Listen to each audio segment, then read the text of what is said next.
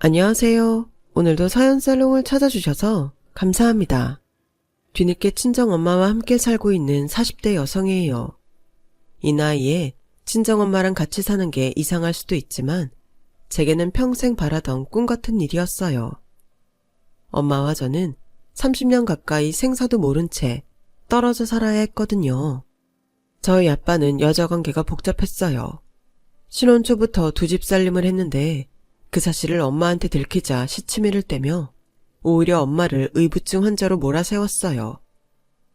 죽은 내 친구 와이프일 뿐이라고. 불쌍해서 위로해주느라 몇 번 찾아갔던 것 뿐이라니까. 정 못 믿겠으면 전화해서 물어봐. 당신 이러는 거 정신병이야. 괜한 사람 잡지 말고 병원이나 가봐. 하지만 아빠 말은 다 거짓말이었어요. 얼마 뒤 아빠의 내연녀가 엄마한테 찾아와서 아빠와의 관계를 털어놓곤 이혼해달라고 부탁을 했거든요. 불행인지 다행인지 친할머니가 나서서 여자를 떼어내긴 했지만 그 일로 엄마는 이혼을 결심했어요. 하지만 하필 그때 임신 사실을 알게 되었고 결국 저 때문에 이혼 결심을 포기하고 말았죠. 아빠는 앞으로는 절대로 딴 여자한테 한눈 팔지 않겠다고 약속을 했지만 엄마가 임신한 상황에도 몰래 외도를 이어갔어요. 차라리 그때 이혼을 했더라면 엄마도 저도 떨어져서 살지 않아도 됐을 텐데 모질지 못한 탓에 상처만 남게 된 거예요. 제가 태어난 후로도 아빠의 외도는 끊이지 않았고 엄마는 끊임없이 아빠를 의심했어요. 제 기억 속 엄마는 아빠가 퇴근하고 돌아오면 겉옷에 코를 대고 냄새부터 맡곤 했어요. 혹시라도 여자 화장품 냄새가 나지 않나 확인하기 위해서였죠. 박스 테이프를 둘둘 말아서 아빠 옷에 붙은 여자 머리카락을 찾기도 했고요. 그럴 때마다 아빠는 화를 냈어요. 뭐 하는 짓이야? 제발 작작 좀 해. 사람이 숨막혀서 살 수가 없잖아. 내가 오죽하면 이러겠어? 나도 정말 이러기 싫어. 근데 어떻게 의심스러운 걸. 당신이 그동안 한 짓이 있는데 내가 어떻게 믿냐고. 날 이렇게 만든 건 당신이야. 나도 이러는 내가 싫어. 결국 엄마는 정신과 상담까지 받게 됐어요. 모든 게 아빠 때문에 벌어진 일이었지만 아빠를 비롯해 친할머니와 고모는 전부 엄마 탓을 했어요. 다 애미 네가 자초한 일이다. 세상 남자들 중에 바람 한 번 안 피는 남자가 어디 있다니. 지나가는 바람이다 생각하고 그냥 넘기면 그만인걸. 네가 후벼 파니까 너도 힘들고 애비도 너한테 정 떨어지는 거 아니겠냐고. 따지고 보면 이게 다 니네 친정부모가 널 오냐오냐 하고 키운 탓이다. 누굴 탓하겠냐? 다 네 팔짱걸. 뻔뻔한 남편에 자기 자식 허물도 모두 며느리 탓으로 돌리는 시어머니까지 모두가 엄마의 적이었어요. 그러는 사이 엄마의 의부증은 점점 심해졌고 하루가 멀다 하고 부부싸움이 이어졌어요. 그럴 때마다 친가 식구들, 외가 식구들이 달려와 뜯어 말렸고 피말리는 싸움을 이어가던 어느 날 부모님은 이혼 서류에 도장을 찍었어요. 제가 3학년 때였는데 학교에서 돌아와 보니 엄마가 집에 없더라고요. 대신 친할머니가 안방에 널브러진 옷가지를 정리하고 계셨어요. 제가 엄마는 어디 갔냐고 묻자 네 엄마는 남자랑 눈 맞아서 자식이랑 남편도 버리고 집을 나갔다고 했어요. 솔직히 그 말이 믿기지 않았어요. 아무리 제가 어리긴 했지만 그동안 제가 봐온 우리 엄마는 그럴 사람이 아니었거든요. 하지만 할머니 말이 다 틀린 건 아니었어요. 엄마가 나를 버리고 떠났다는 건 사실이니까요. 엄마가 집을 나가고 며칠 뒤 아빠는 젊은 여자를 집에 데려왔어요. 앞으로는 이 사람이 내 엄마야. 그러니까 말 잘 들어야 돼.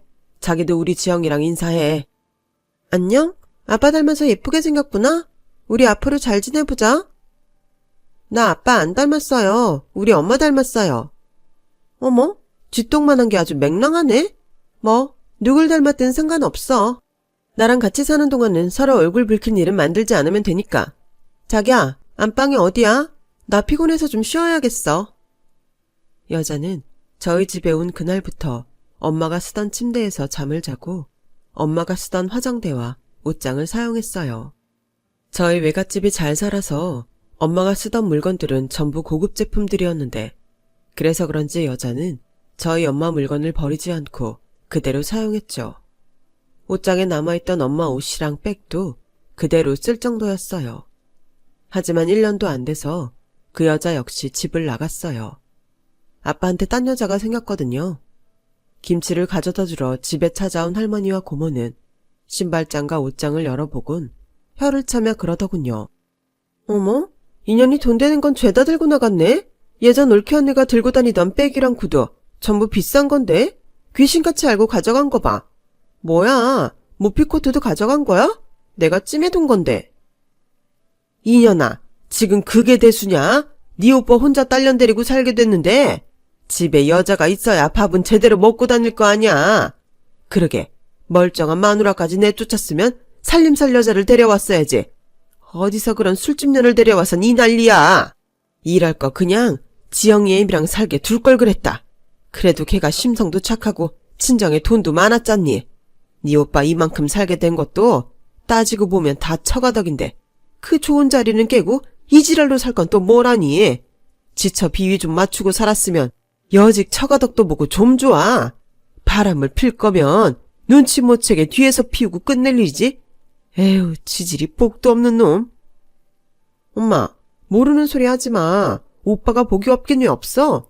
이혼하면서 처가에서 돈도 꽤 뜯어냈다던데? 올케 언니가 정신과 다닌 거 트집 잡아서 지영이 양육권 뺏고 양육비 차원에서 수천 받았다고 나한테 자랑하더라. 솔직히 바람 피워서 마누라 의부증 만든 주제에 돈 받고 이혼하는 게 말이 돼? 나 같으면 가만 안 두지. 희년아, 지영이 들어 말 조심해. 아빠 때문에 인생을 망친 엄마는 그 후로 연락도 없었어요. 아니, 연락을 했는데 중간에서 누가 차단을 했는지도 모르겠네요.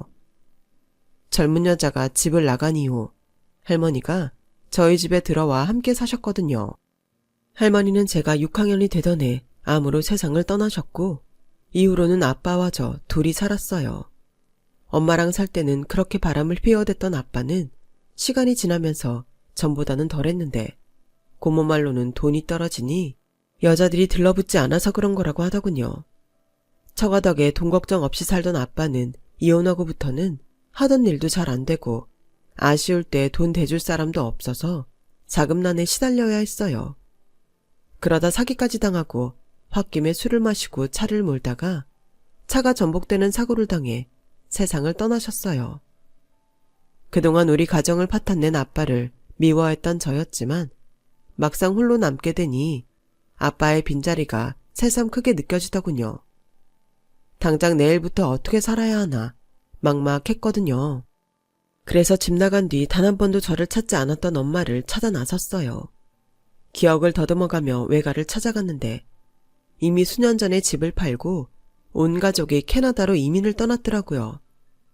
그 소식에 신랄 같은 희망마저 완전히 사라지고 말았어요.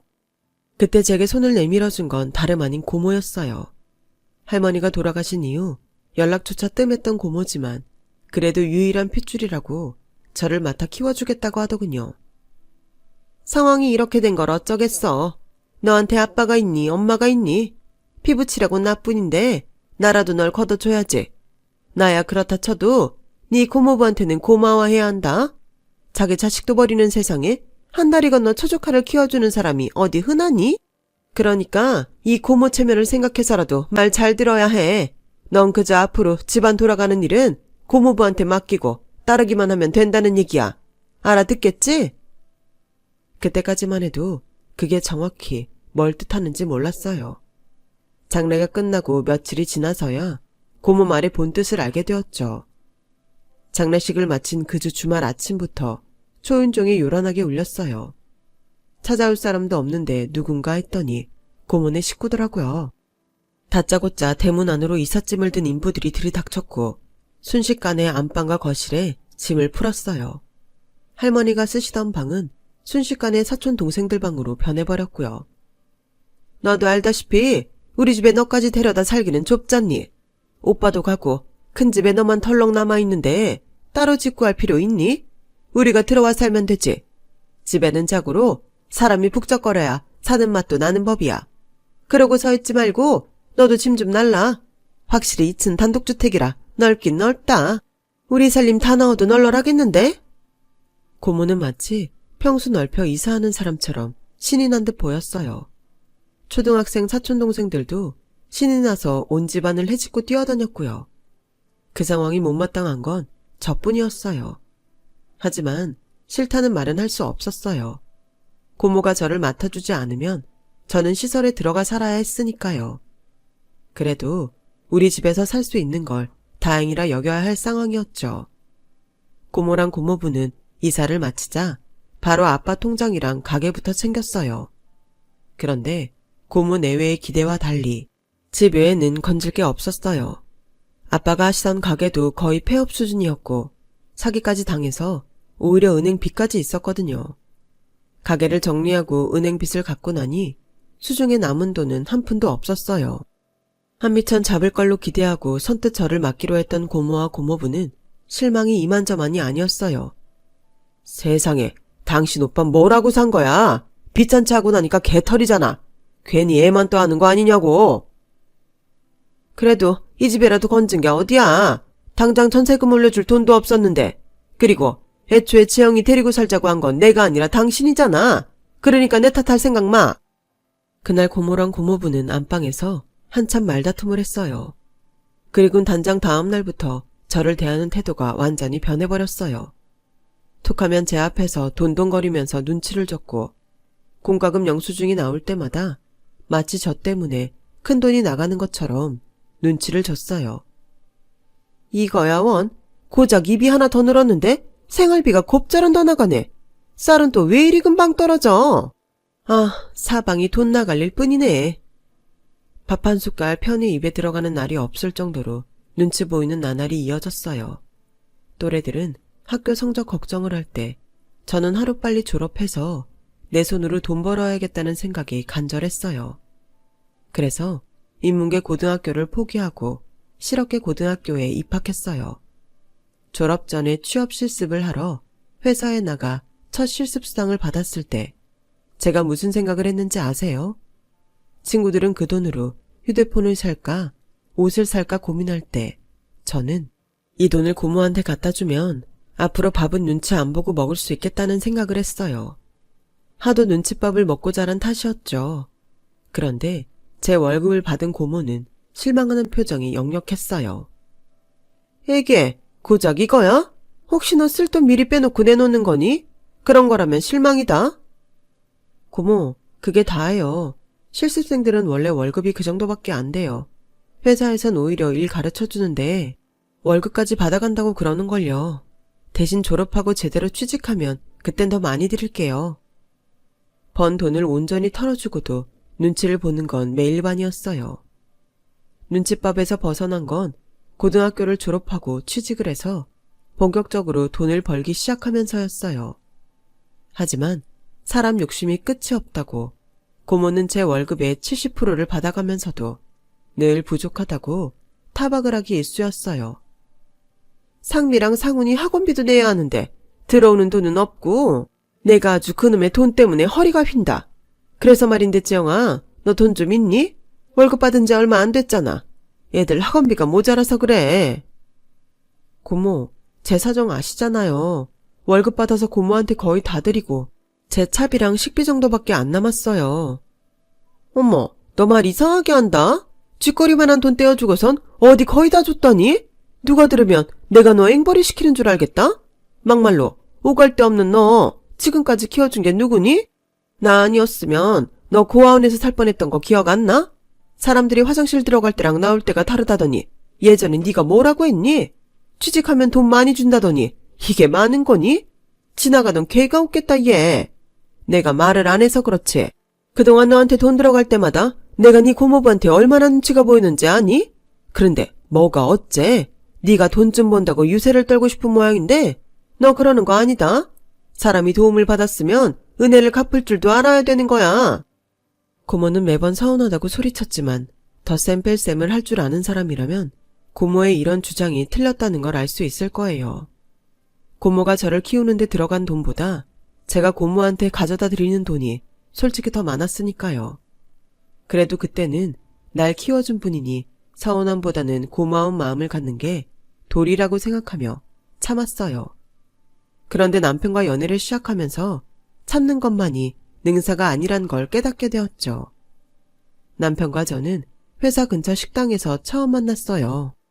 아무리 회사 근처에 식당이 많다고는 해도 직장인들의 지갑 사정에 맞는 곳은 한정적이라서 식당에서 자주 마주치는 경우가 덜어 있는데 제 남편도 그런 경우였죠. 자주 마주치다 보니 처음엔 눈인사를 나누기 시작했고 그러다 서로 대신 식당 줄을 서주는 사이까지 되었어요. 매일 점심시간에 남편과 만나 대화를 나누는 건 유일한 낙이 되어버렸죠. 그렇게 사심을 감춘 만남을 몇 달간 지속하다가 우리는 사귀게 되었어요. 물론 같이 밥을 먹는 동료들한테도 그 사실을 숨긴 채 말이에요. 남편은 격리과 직원인 저보다 오히려 금전관리에 능했어요. 어릴 때부터 모아둔 명절 용돈에 중고등학생 때 몰래 아르바이트를 해서 번 돈을 종잣돈 삼아 주식 투자를 했을 만큼 그쪽으로 관심과 재주가 있는 사람이었어요.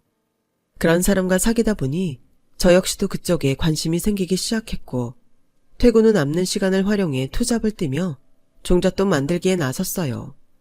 내 미래를 위해 무언가를 해야겠다고 나선 건 처음이라서 몸은 고단해도 마음은 늘 들떠 있었어요. 한 달 죽어라 이래도 대부분의 월급이 고모 손으로 고스란히 들어갈 뿐 내 손에 남는 게 없어 허탈했는데 투잡을 하고부터는 희망이 생겼거든요. 거기다 미래를 함께하고 싶은 사람까지 곁에 있으니 더 바랄 게 없었죠. 나도 드디어 내 가정을 꾸릴 수 있다는 꿈에 부풀어 하루하루를 보내던 어느 날 남편이 불쑥 제가 사는 집이 누구 소유냐고 물었어요. 다른 이유가 있어서 그런 건 아니야. 결혼을 하려면 서로에 대해 제대로 알 필요가 있다고 생각해서 묻는 거야. 솔직히 이해가 안 가는 부분도 있고. 이해가 안 간다니 뭐가? 그렇잖아. 아무리 자기를 키워준 게 고마워서 그런다지만 월급 대부분을 고모한테 드리면 자기는 무슨 돈으로 결혼을 할 생각인 거야? 내가 듣기론 자기 아버님 돌아가시고 고모님 식구들이 자기네 집으로 들어왔다고 했는데 그럼 집세는 받고 있는 거야? 아니지? 그런데 거기다 그 많은 생활비까지 낸다니 상식적으로 말이 안 되잖아. 그건 고모가 날 키워주셨으니까. 키워주셨다고? 자기야, 내가 보기엔 자기를 키워준 게 아니라 자기를 이용해 먹은 것 같아. 자기 집에 점령군처럼 밀고 들어와서 집세 한 푼 안 내고 당신 부려서 집안일도 하고 거기다 매달 돈까지 받는데 누가 누구를 키워줬다는 건지 도통 이해가 안 가네. 자기가 말하기 힘들면 내가 대신 고모님한테 얘기할게. 인정 따지고 참아주다가는 자기만 호구되는 거라고. 사실 그동안 알면서도 묻어두고 있던 사실이라서 남편 말에 반박할 수가 없었어요. 저도 사람인데 어떻게 내가 당하고 있다는 걸 모르겠어요. 또다시 세상에 혼자 버려지는 게 두려워서 눈 감고 귀를 닫았을 뿐이죠. 그런데 이제는 제 곁에 든든한 남편이 있으니 저도 조금은 용기를 낼 수 있을 것 같았어요. 그래서 결혼을 앞두고 남편과 함께 고모와 고모부 앞에서 그간 피해왔던 얘기를 꺼냈어요. 저 성우 씨랑 결혼하려고요.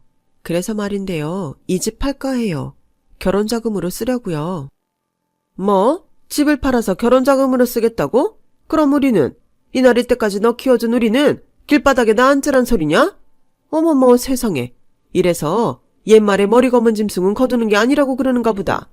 내가 이렇게 조카한테 뒤통수를 맞을 줄 누가 알았겠니?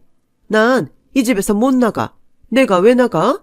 여긴 우리 오빠 집이고 난 오빠를 대신해서 이날일 때까지 널 키웠는데 이게 어떻게 네 집만 되니? 날 내쫓고 싶으면 그동안 키워준 값 주고 내쫓아. 그전엔 어림도 없어. 죽어도 못 나간다고 길길이 뛰는 고모와 고모부한테 남편이 나섰어요. 그러시죠. 키워준 값 받으셔야죠. 한 푼도 빠짐없이 드릴게요. 그 대신 두 분께서도 주셔야겠습니다. 그동안 이 집에 사시면서 월세는 한 번도 안 내셨더라고요. 거기다 매달 이 사람한테 월급의 70%에 달하는 돈까지 받으셨고요. 그뿐인가요? 목돈 필요할 때마다 따로 더 가져가셨고요. 그거 다 계산해서 그동안 누가 더 챙겼는지 따져보자고요. 두 분 다 동의하시는 거죠? 그러자 고모랑 고모부는 꿀먹은 벙어리처럼 입을 다물었어요. 결국 결혼식을 앞두고 고모네 가족은 저희 집에서 나갔어요. 그동안 제 월급에서 떼어드린 돈은 저를 키워준 보답의 뜻으로 드렸고요. 남편은 그 돈도 끝까지 받아야 한다고 했지만 그래도 제가 혼자가 됐을 때 저를 데리고 살아준 거에 대한 고마움은 그렇게라도 전하고 싶었어요. 집을 팔고 그 돈으로 결혼 자금에 보탤까 하다가 그 동네에 재개발 소식이 있어서 좀 더 묵혀두기로 했어요. 전세나 월세를 놓으려고요. 그랬더니 남편이 서운한지 그러더군요. 새 놔봐야 얼마나 받는다고 그래. 그러지 말고 우리가 들어가 살면 어때? 어차피 우리 살 집도 구해야 하잖아. 우리 둘이 살기엔 집이 좀 크잖아. 게다가 자기랑 내가 모은 결혼 자금도 있으니까 새 놨다가 재개발 진행되면 그때 처분하면 되고. 그때는 별 생각 없이 그렇게 정한 건데 지나고 보니 그러길 잘했다는 생각이 드네요. 만약 그때 우리 집에서 신혼을 시작했다면 남편 좋은 일만 할 뻔했거든요. 결혼 후에도 남편은 툭하면 친정집 명의를 공동명의로 바꾸자고 요구했어요. 시어머니는 한술 더 떠서 전세 사는 아주버님 내외가 거기에 들어가 살면 안 되겠냐고 하더군요. 아가, 그깟 보증금 받아봐야 은행이자도 얼마 안 나온다. 그럴 거 큰애네 들어가 살라고 하면 형제간의 우애도 돈독해지고 너도 인심 얻는 거 아니겠니? 재개발 들어가면 그땐 구말 없이 피워줄 테니 너도 편하고 안 그러니? 그래 여보, 우리 그렇게 하자. 애도 셋씩이나 있는데 매번 전셋집 전전하는 형 보는 것도 불쌍하잖아. 자기는 그렇게 생각 안 해? 피가 섞인 고모도 십수년간 제 등에 빨대를 꽂고 살았는데 하물며 피 한 방울 안 섞인 시댁 식구들이 안 그러란 보장이 있나요? 그래서 매번 핑계를 대며 거절했더니 그 일로 시댁에선 미운 털이 박혔어요. 명절 때 찾아뵈어도 저한테는 냉랭한 시댁 식구 때문에 늘 가시방석에 앉은 기분이었죠. 문제는 제 남편이 그들보다 더하면 더했지 덜하지 않았다는 거예요. 오랜 시간 연애를 했기에 남편에 대해 잘 안다고 생각했는데 결혼하고 보니 몰랐던 모습이 많이 보이더라고요. 남한테는 그렇게 계산적이고 손해보기 싫어하는 사람이 자기네 식구들이랑 엮인 일에는 세상 너그러울 수가 없었어요. 한 입을 덮고 사는 저보다 가끔 만나 안부를 나누는 자기 가족이 더 애틋하고 소중한 사람이더라고요. 무엇보다 남편한테 서운했던 건 아이를 갖지 않으려는 태도였어요. 저는 일찍 부모님과 이별을 하고 살아서 온전한 가정을 꾸리고 싶어 했는데 남편 생각은 달랐어요. 애 낳으면 그 순간부터 우리 인생은 사라지는 거야. 형네만 봐도 그래. 형편도 안 되면서 애는 줄줄이 낳아선. 결혼한 지 15년도 넘었는데 아직도 전셋집 생활을 못 면하고 있잖아. 그뿐인 줄 알아? 형수님은 시집 올 때 해온 정장을 아직도 입고 있어. 애들 키우느라 자신한테는 돈 쓸 여유조차 안 되니까 그런 거라고. 그런데도 자기는 애를 낳고 싶어?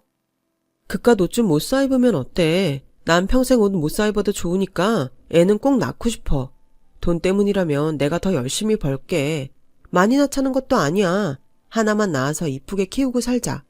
자기도 애들 좋아하잖아. 조카들도 그렇게 예뻐하는 사람이 자기 자식 낳으면 얼마나 예쁘겠어. 그러니까 여보, 우리도 애 갖자. 아씨, 몰라. 생기면 낳겠지만 일부러 가질 생각은 없으니까 그런 줄 알아. 그때까지만 해도 저는 남편이 한 발짝 물러선 줄 알았어요. 자기도 내심 아이를 갖고 싶어 했던 게 아닌가 내 맘대로 이해했던 거죠. 그런데 결혼하고 3년이 지나고 7년이 넘도록 아기는 생기지 않았어요. 시댁에서는 제 몸에 이상이 있어서 그런 거 아니냐고 타박을 하셔서 병원도 여러 곳 찾아갔지만 제 몸에는 이상이 없었어요. 여보, 나랑 병원에 좀 가보자. 나한테는 이상이 없다는데 아이가 안 생기는 게 이상하잖아. 딱 한 번만 가보자. 응? 이러지 않기로 했잖아. 생기면 낳는 거지만 일부러 병원까지 찾아다니면서 애 가질 생각은 없어. 그냥 당신이 포기해. 당신 정말 이럴 거야? 시댁에 갈 때마다 어머님이 나부잡고 하시는 소리 못 들었어?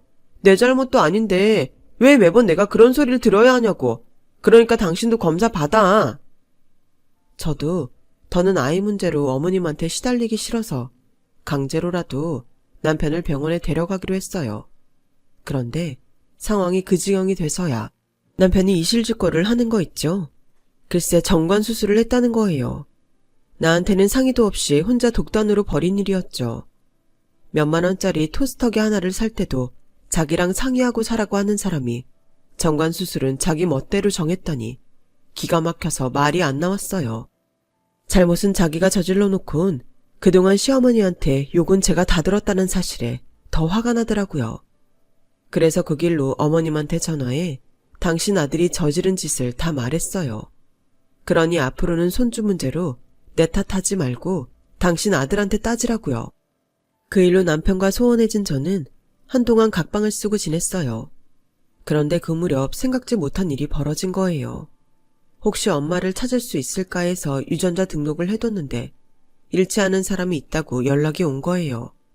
일단 확실한 검사를 해봐야 친모인지 알 수 있다고 해서 검사 결과가 나올 때까지 초조한 마음으로 기다렸어요. 아직 확실한 상황이 아니라서 남편한테는 비밀로 하고 있었는데 검사 결과가 친모녀 관계가 확실하다고 나온 거예요. 남편한테 알리기 전에 먼저 저 혼자 엄마를 만나러 갔어요. 엄마는 저를 보자마자 숨이 넘어갈 것처럼 오열을 하시더라고요. 아빠한테 저를 뺏기고 한동안 술에 빠져 살았더니 외할아버지가 이러다 딸 먼저 황천길 보내겠다고 이민을 결정하셨다더군요. 그렇게 온 가족이 캐나다로 떠났고 그곳에 정착해 살면서도 엄마는 저를 잊을 수가 없어서 몇 번이나 한국에 들어오려고 시도했었다나 봐요. 그럴 때마다 외할아버지는 엄마를 막았고 좌절감에 빠진 엄마는 술에 의존해 살게 되었다더군요. 결국 정신병원에 입원과 퇴원을 반복하며 살다가 얼마 전 외할아버지가 세상을 떠나시자 한국으로 온 거예요. 우리가 살던 집에 가봤는데 이미 온 동네가 재개발로 빈집들 뿐이더라.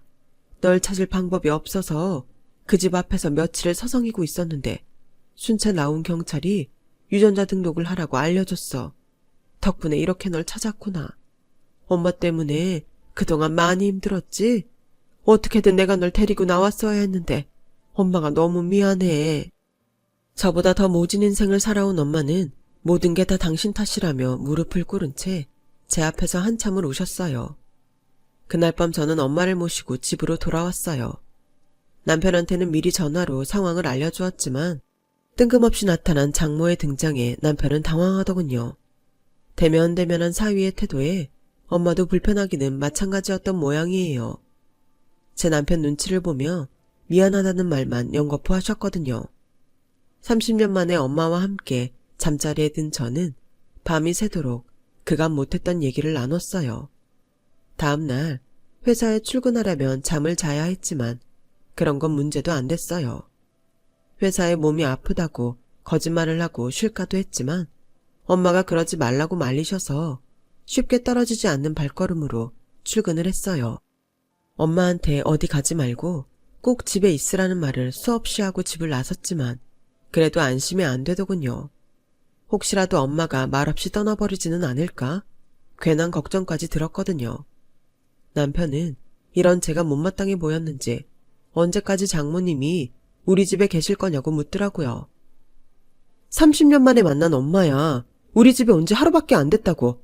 더군다나 한국에 있을 곳도 없는데 당신은 벌써부터 우리 엄마 내보낼 생각부터 하는 거야? 그럼 이 마당에 내가 쌍수 들고 반길 줄 알았냐? 솔직히 자식 버리고 30년이나 지나서 찾아온 사람을 내가 장모랍시고 선뜻 반겨줄 수가 있겠냐고. 지영아, 제발 이성적으로 생각하자. 까놓고 말해서 자기 힘으로 먹고 살기 힘드니까 이제 와서 너한테 빌부터 살려고 온 건지 누가 알아? 자그마치 30년이다. 너 찾으려는 마음 있었으면 진작에 10번도 더 찾아왔을 시간이라고. 그런데 안 왔었잖아. 집도 절도 없는 지금에 와서야 널 찾아온 걸 보면 뻔한 거 아니니? 암튼 난 장모고 뭐고 못 받아줘. 그러니까 당장 내 집에서 내보내. 나 분명 경고했다. 안 내보내면 그때 내가 직접 네 엄마 내쫓을 테니 알아서 해. 에이, 재개발로 돈 좀 만지나 했더니 별게 다 달라붙고 지랄이야. 너 똑똑히 들어. 이번에 집 파는 돈 한 푼이라도 네 엄마한테 줬다간 그날로 이혼이야. 알았어? 남편은 엄마가 재개발 소식을 듣고 돈 뜯으러 찾아왔다고 생각했어요. 지난 10년 가까이 지지부진하던 재개발이 하필 그 무렵 극적으로 진행되기 시작했거든요. 수십 년을 벌어야 겨우 만질 수 있는 돈이 한꺼번에 굴러들어오게 되자 남편은 그 돈을 뺏기지 않으려고 눈에 불을 켜고 달려들었어요. 자기가 땀 흘려 번 돈도 아니면서요. 그리고 결국 남편은 넘지 말아야 할 선까지 넘고 말았죠. 아무래도 일이 손에 안 잡혀서 조퇴를 하고 집에 일찍 돌아왔는데 현관까지 쩌렁쩌렁하게 남편 목소리가 들렸어요. 나요, 당신 장모로 인정 안 해요. 까놓고 말해서 자식 새끼 버리고 집 나간 사람한테 장모는 무슨 장모. 내가 지영이랑 결혼해 살면서 딱 하나 좋았던 게 뭔 줄 알아요? 딸린 군 식구 없다는 거였어요. 근데 이제 와서 딸 자식 부양받겠다고 그쪽에 나타날 줄 누가 알았겠어? 안 그래도 재개발 시작한다는 소식 듣고 거머리 같은 지영이 고모까지 다시 연락가서 짜증 나는데 내가 당신까지 신경 써야겠냐고. 암튼 다 필요 없고 내가 좋은 말 할 때 떠나요. 다 늙어서 거지꼴로 나타나선 어디서 비비려들어. 자기 몸뚱이 하나 늘 집 한 칸 없으면서 자식은 뭐하러 찾아오냐고. 제발 주제 좀 알라고요. 40 다 된 딸 자식 이혼녀 만들기 싫으면 머리카락 한 가닥 보이지 않게 꽁꽁 숨어 살란 말입니다. 내 엄마한테 살기 등등하게 지저대는 남편의 모습에 피가 거꾸로 솟는 것 같았어요. 그래서 구두도 벗지 않은 채 집 안으로 달려들어가 그대로 남편의 뺨을 올려붙였어요. 얼마나 힘을 줘서 때렸는지 제 손이 얼얼할 정도였죠. 이 개자식아, 네가 무슨 자격으로 내 엄마한테 그딴 소리래? 네가 아주 돈에 미쳤구나. 돈벼락 맞으니까 눈에 뵈는 것도 없지. 근데 어쩌냐? 그 돈벼락 맞은 사람은 네가 아니라 난걸? 네가 뭘 좀 모르는 모양인데 그 집 결혼 전에 내가 아빠한테 상속받은 내 재산이야. 너랑 이혼할 때도 재산 분할에 들어가지 않는 내 소유의 내 재산이라고. 아무런 지분도 없는 놈이 어따 대고 내 엄마한테 개지랄이야. 너 그 집 사는데 돈 보탠 거 있어? 직접 벽돌 한 장이라도 쌓았니? 그 집 우리 외할아버지가 우리 엄마 결혼할 때 사준 집이야. 엄연히 따지면 우리 엄마 집이라고. 근데 네가 뭔데 내 엄마한테 이래. 니까짓 게 뭔데 이러냐고. 우리 엄마한테 몸뚱이 늘 집 한 칸 없으면 주제 파악이나 하라고 했니? 그건 우리 엄마가 들어야 할 소리가 아니라 네가 들어야 할 소리야. 나 너랑 이혼하고 갈라설 거거든. 지영아, 내가 잘못했어. 오늘 일은 내가 잠깐 돌았었나 봐. 다시는 안 그럴게. 내가 장모님한테 정말 잘할게. 그러니까 이혼 얘기는 없었던 걸로 하자. 네가 무릎 꿇으라고 하면 꿇고 빌라면 싹싹 빌 테니까 제발 이혼만은 안 돼. 남편은 바닥에 무릎까지 꿇고 앉아 두 손을 싹싹 빌었어요. 아니, 이번 일 때문에 이러는 거 아니야. 너 그런 놈인 게 하루 이틀이니? 난 너한테 기대도 안 했어. 내가 이혼하려는 이유는 따로 있어. 네가 나 몰래 정관수술까지 하고도 내가 니네 식구들한테 애 못 낳는다고 구박당할 때 입 쳐닫고 모른 척한 네 놈한테 정 떨어져서 하는 거야. 너라면 그런 인간이랑 정 떨어져서 살 썩고 살 수 있겠니? 알아보니까 네가 한 짓은 이혼 사유로 충분하다고 하더라. 그러니까 구차하게 무릎 꿇고 빌지 말고 팽팽 돌아가는 네 계산기로 재산 분할 금액이나 계산하라고. 그렇게 저는 남편과 이혼을 했어요. 엄마는 당신 때문에 그런 거라면 다시 생각해보라고 만류하셨지만 저는 재고할 생각은 손톱만큼도 없었어요.